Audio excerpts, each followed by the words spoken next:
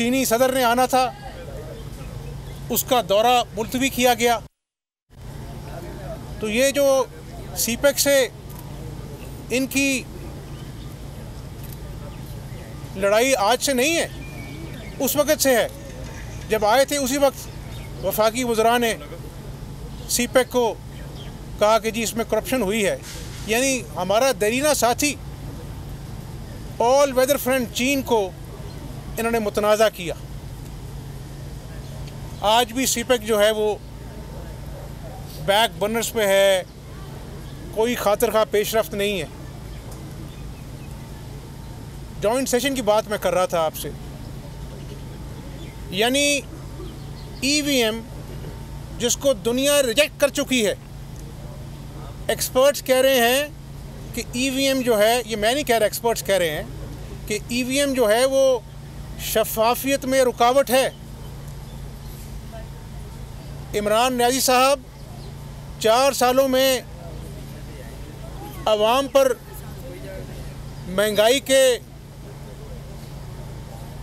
तूफ़ान को गिराने के बजाय आपने कौम की खिदमत की होती। आपने जो झूठा दावा किया था 50 लाख घर का, वो कौम को कोई 50,000 घर ही देते थे। 1 करोड़ नौकरियों का दावा किया था, कोई 1,000 नौकरियां देते थे।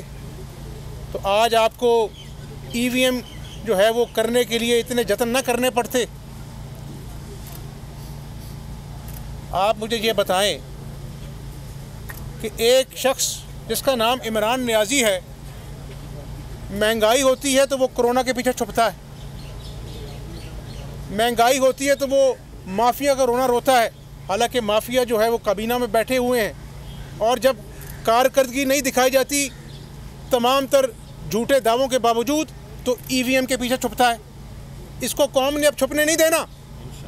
और मैं आपको बता दूं ये बात, ये खुद भी सिलेक्टेड भी है और रिजेक्टेड भी है। क्या है? ये सिलेक्टेड भी है और रिजेक्टेड भी है। और ईवीएम जिसकी आज कौम को शफाफियत की मिसालें देता है, ये ईवीएम भी पूरी दुनिया में रिजेक्टेड है। तो रिजेक्टेड और सिलेक्टेड जो है, एक रिजेक्टेड चीज़ को जो है वो कौम के सामने इसलिए पेश कर रहा है कि वो आम इंतखाबात जब भी होंगे वो ईवीएम के पीछे छुपना चाहता है। दूसरी बात, इन्होंने बड़ा डंडोरा पीटा कि जी हम मईशत का पहिया चलाएंगे, ग्रोथ रेट इतना है। आज बड़ी तकलीफ़ से मैं कह रहा हूँ कि मुस्लिम लीग के दौर में एलएनजी के टर्मिनल लगाए गए, मेहनत हुई। मैं पूछता हूँ, आज जब चीनी शॉर्ट होती है, ये बाहर भिजवा देते हैं, तो वज़ीर आज़म कहता है कि हमें पता नहीं था। जब आटा जो है पहले बाहर भिजवा दिया जाता है, कौम को महंगा तरीन आटा मुयस्सर होता है, ये कहता जी हमने वर्किंग नहीं की थी। इनका वज़ीर खुराक कहता है असम्बली के फ्लोर पर कि जी मुझे नहीं पता। आज जब मईशत जो है वो सिसकियाँ ले रही है, सनतें गैस उनको नहीं मिलेगी, तो मईशत का पहिया कैसे चलेगा? जब सनतें बंद होगी तो बेरोज़गारी में और इजाफ़ा होगा, महंगाई में प्रोडक्शन जब नहीं होगी तो महंगाई में और इजाफ़ा होगा। अब कहा जा रहा है कि घरेलू सार्फिन को एलपीजी जो है वो मुहैया किए जाएगी। और मेरी बात सुनो, आपको खुदा का खौफ आना चाहिए, अपने गिरेबान में झांकना चाहिए। चीनी सस्ती होती है तो बूढ़ों को, हमारी माओं को लाइनों में लग के चीनी लेनी पड़ती है। अब एलपीजी के लिए भी सख्त सर्दी में इस कौम को लाइनों में लगाओगे। और फिर ये भी एक स्कैंडल है, चीनी शॉर्ट होती है, अरबों कमाए जाते हैं, आटा शॉर्ट होता है, अरबों कमाए जाते हैं। एलएनजी अगर बर वक्त बरामद करते तो 6-7 डॉलर की पड़ती। आज महंगी तरीन एलएनजी है, और जो टर्मिनल मुस्लिम लीग नून के दौर में लगा था वो अंडर यूटिलाइज है। उसकी जो कैपेसिटी उससे कम उसको इस्तेमाल किया गया। अपने प्यारों को, ATMs को नवाजने के लिए फर्नेस ऑयल से बिजली पैदा की गई। ये मैं नहीं कह रहा, ये इनकी अपनी नेपरा की रिपोर्ट कह रही है। और कब से सुन रहे हैं कि जी टर्मिनल लग जाएगा, ये हो जाएगा, वो हो जाएगा। यानी 2019 से कान पक गए कौम के सुनते सुनते, आज तक टर्मिनल के ऊपर कोई कार्रवाई नहीं हुई। तो मुझे आप बताएं कि इमरान नियाज़ी साहब कितना और इंतकाम बाकी है इस कौम से लेना, जिसके बच्चे भूख से बिलख रहे हैं, इंडस्ट्री बंद होने जा रही है, महंगाई रुकने का नाम नहीं ले रही है, और आपके झूठ जो हैं वो ख़त्म ही नहीं हो रहे बल्कि बढ़ते जा रहे हैं। और मैं एक और बात बताना चाहता हूँ आपको। कल एक वफाकी वज़ीर ने कहा कि रियासत जो है वो इंतहा पसंदी से निपटने के लिए तैयार नहीं है। गौर करें अल्फाजों के ऊपर, रियासत इंतहा पसंदी से निपटने के लिए तैयार नहीं है और हमें पीछे हटना पड़ा। इनको ये जो नौ रतन का टोला है, इनको अल्फाज का चुनाव करने में, बात करने में थोड़ा सा भी कौम का एहसास नहीं होता कि ज़रब अज़म हो या रद्दुल फसाद हो, हमारे सिक्योरिटी के एहलकार, चाहे वो फ़ौजी हैं, रेंजर्स हैं, पुलिस हैं, सरहदों पर शहीद होते हैं। और आज अफ़गानिस्तान के अंदर जो सूरत हाल है सिक्योरिटी की, वो हमारे सर पर मंडला रही है।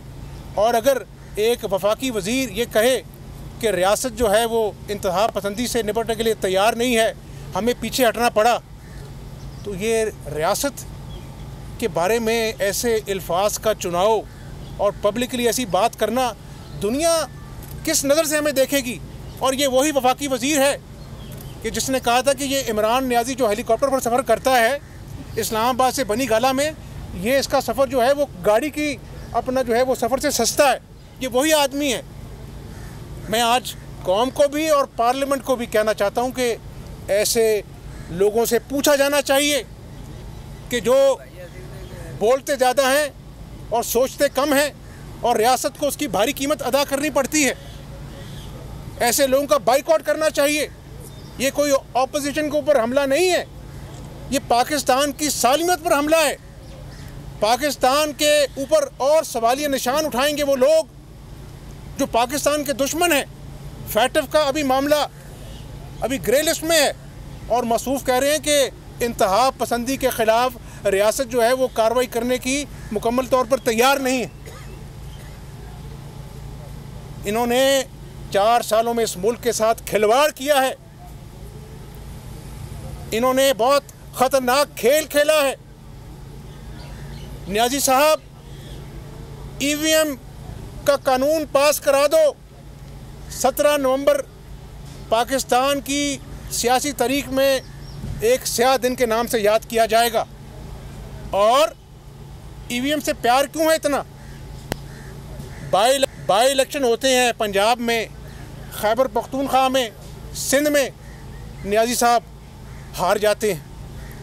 अभी हालिया कैंटोनमेंट बोर्ड के इलेक्शंस हुए हैं, इबरतनाक शिकस्त हुई है।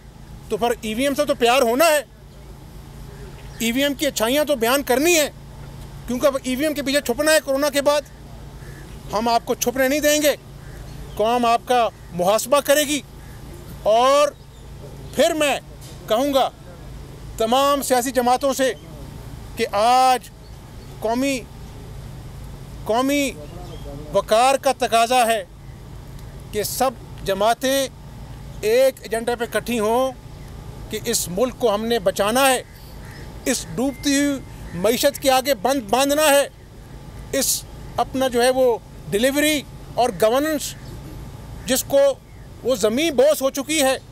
और मैं ज़रूर कहूँगा इस पंजाब में जिसको कहा था कि हम पुलिस का निज़ाम बनाएंगे, आज पुलिस की ट्रांसफ़र पोस्टिंग्स ऐसे होती हैं जिस तरह चपरासी की ट्रांसफ़र पोस्टिंग्स होती हैं। और खानेवाल हो, लोधरा हो, बहावलपुर हो, लाहौर हो, आज डाका जनी आम है, राह जाते हुए लोगों को लूट लिया जाता है और अगवा पराए तावान आम है।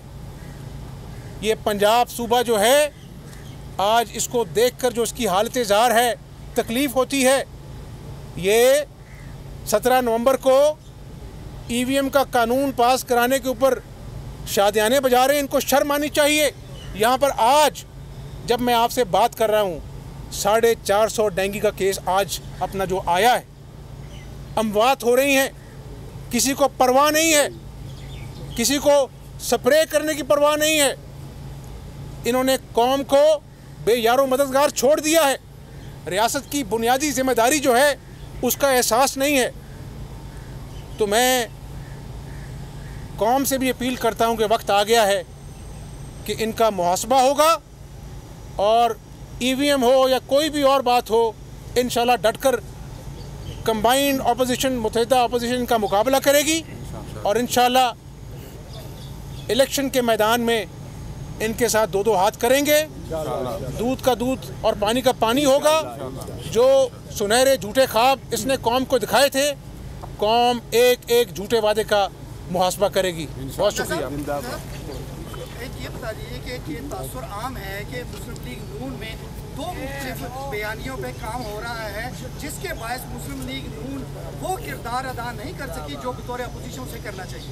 क्या कहते हैं? ये एक मुसलमान हकीकत है कि मुस्लिम लीग नून के कायद मियाँ मोहम्मद नवाज शरीफ साहब हैं, मुस्लिम लीग नून के सदर मियाँ मोहम्मद शहबाज शरीफ साहब हैं और अपना जो है वो पार्टी मुत्तहिद है।